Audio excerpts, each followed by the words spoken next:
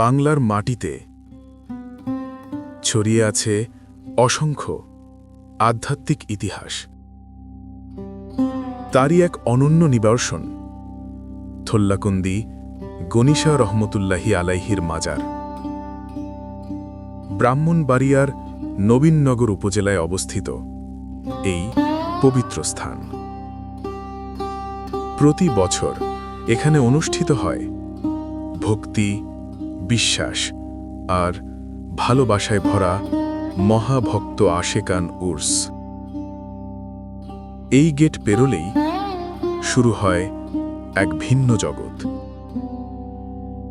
যেখানে নেই ভেদাভেদ, নেই শ্রেণী কিংবা পরিচয়ের দেয়াল, আছে শুধু বিশ্বাস আর আত্মিক শান্তির খোঁজ। মাজারের ভেতরে ঢুকলেই অনুভব করা যায় এক গভীর আধ্যাত্মিক প্রশান্তি। নীরব দোয়া, চোখের পানি আর নিঃশব্দ প্রার্থনায় ভক্তরা নিজেদের সঁপে দেন এই পবিত্র রওজার কাছে। উর্সকে কেন্দ্র করে ভক্ত আশেকান ও মুরিদানদের অস্থায়ী আস্তানা গড়ে ওঠে মাজার প্রাঙ্গণে।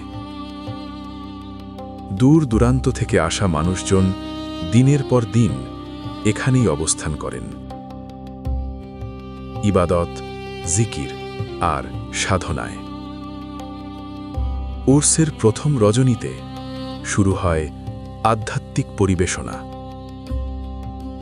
শিল্পীদের কণ্ঠে সুফিয়ানা কালাম ও ভক্তিগীতি মাজার প্রাঙ্গণ